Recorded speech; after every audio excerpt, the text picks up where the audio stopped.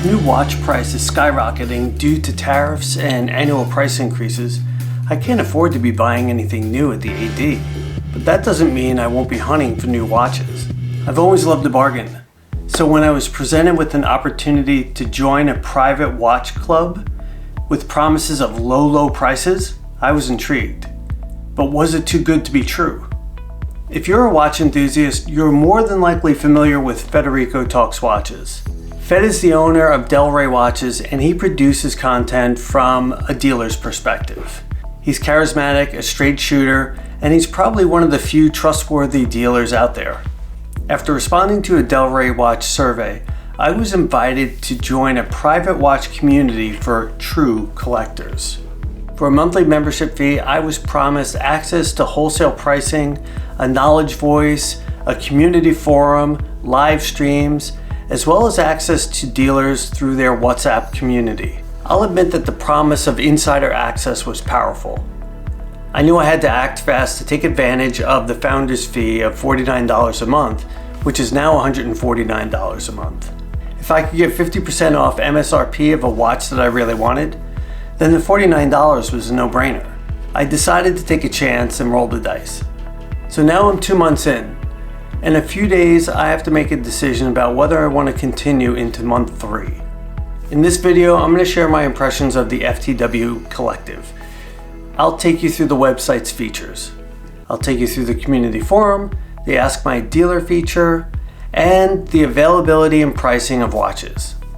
For me, there really is a major issue with the experience that makes me question whether or not I'm really getting insider access, and I'll take you through that later on in the video.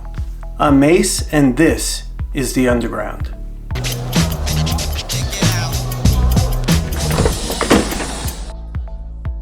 If watch content like this is in your wheelhouse, then please consider liking and subscribing. It really does help us out. So here's a disclaimer. I'm not going to use any screenshots from my personal account of the FTW Collective. Any imagery that I do use already exists out on search engines or out there on the web. As I discuss the FTW Collective, I want to be fair. This is a brand new community that is being built up from scratch, and Fed deserves credit for that. I'm sure it is a ton of work and a ton of planning that's been in the work for months and months and months before the launch back in November of 2025. The site is clean and functional, but I suspect Fed has a lot more in the works to provide a true value proposition for its members. Okay, so the first feature I'm going to cover is the Knowledge Bank. Currently there are 9 videos in the Knowledge Bank, averaging about 3 minutes apiece. I would describe these as explainer videos. So topics include things like the truth about water resistance, secure payments, what do I do about stolen watches, and how OEM straps are scams. But I wouldn't call this exclusive content. Similar topics have been discussed on YouTube and other social media platforms. Next up, live streams. So the live stream section of the website explains that a bi-weekly live stream calendar is in the works. Again, I think this is just a function of Fed having to prioritize and focus on getting the website up and running. Before we get to the dealer's market, I want to cover the community forum. First, I'll talk about how the forum is set up, and then I'll talk about functionality.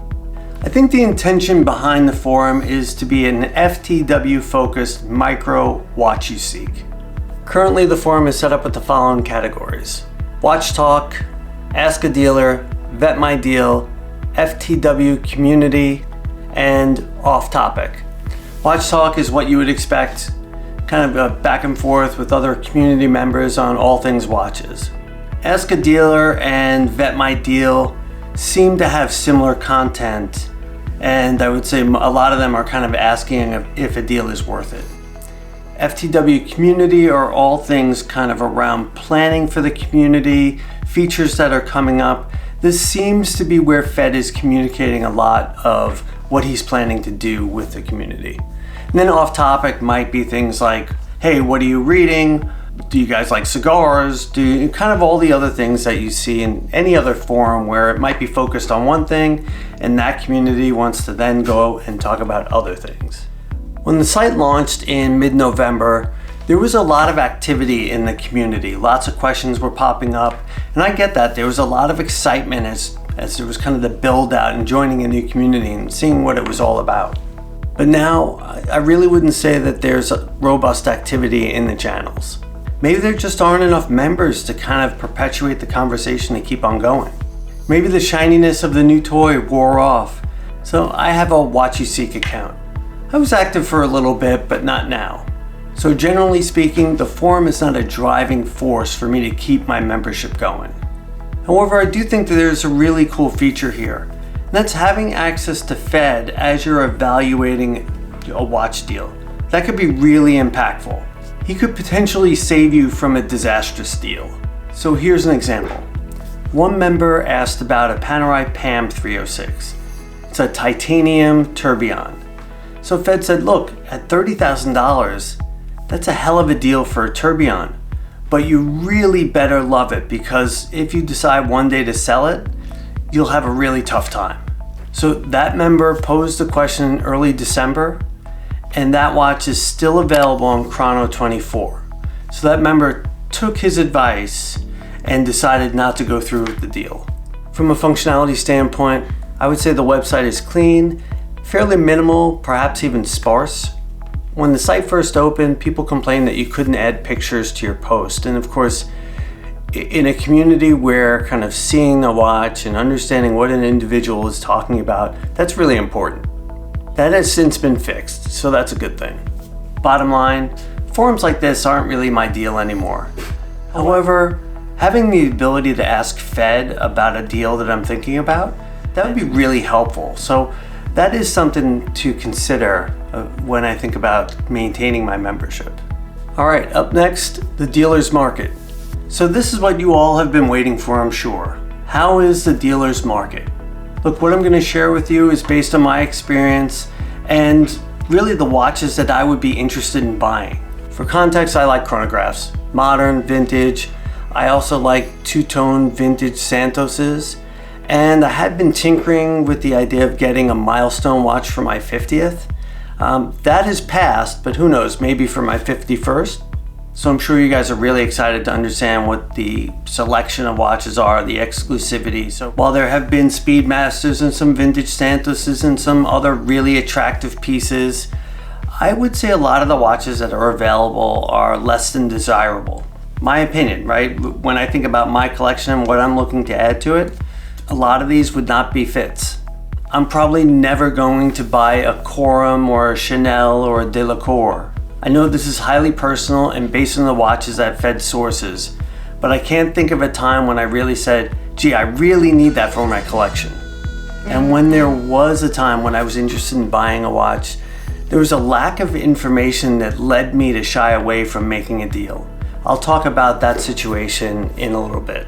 I did want to talk about the interplay between DelrayWatch and the dealer's market. And this is a bit of speculation on my part.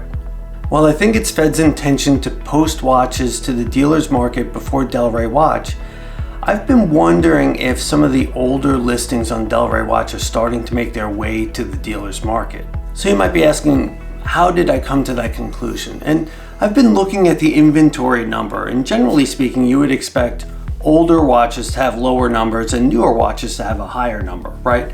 Now there might be some delay in time from when Fed bought the watch and when it came to be into his possession due to customs or something like that. So this is part of where I'm speculating a bit.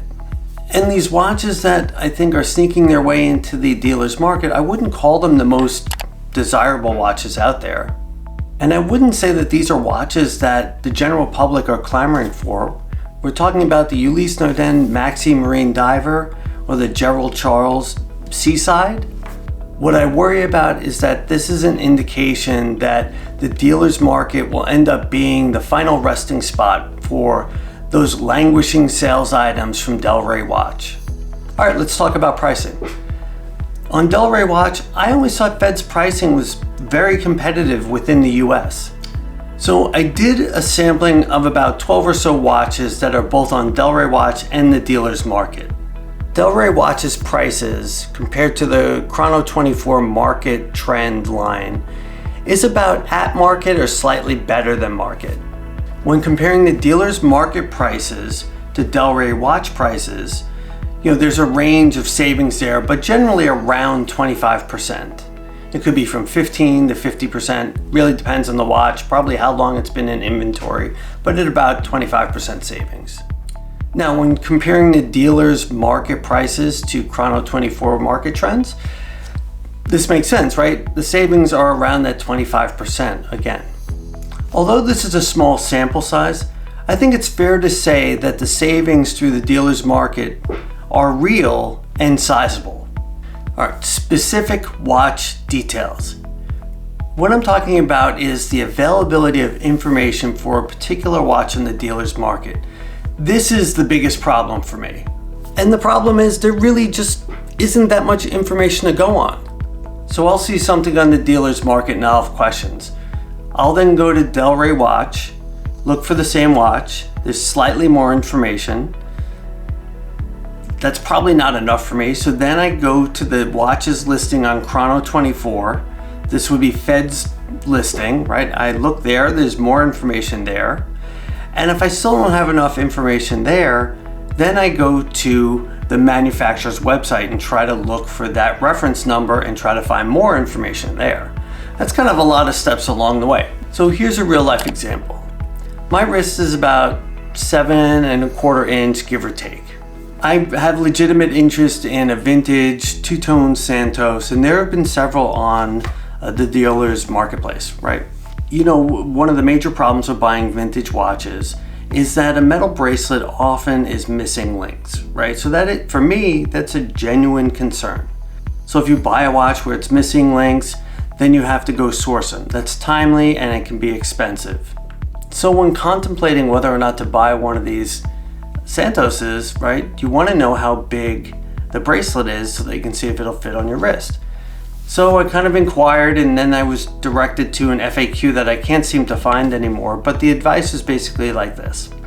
Look at the side profile of the watch and count the number of links. Then go to the manufacturer's website and count the links on their side profile of the same watch. To see, you can kind of do the math in your head and see whether or not that would fit. Now, of course, I'm talking about a vintage Galbe or Carré, right? And the manufacturer's website probably doesn't have those old references on them. So how are you going to make an educated guess, right? I did submit a question about the size of the wrist that this watch would fit, and I never got a response. So for me, this is the biggest flaw. So when I think about that, and I think about the watches that I tend to like, most of those would come on a metal bracelet. Think about vintage chronographs and things like that. I would want to know that those bracelets fit my wrist. And with no assurance of that, that would severely cut down the number of buying opportunities that I would have in the dealer's market. And that's something that is a true consideration as to whether or not I'm going to continue this membership. All right, guys, I hope you've enjoyed this insider's peek at the FTW Collective. If I were in your shoes now, here's what I would be thinking. 2 major selling points. 1, really good pricing compared to the market.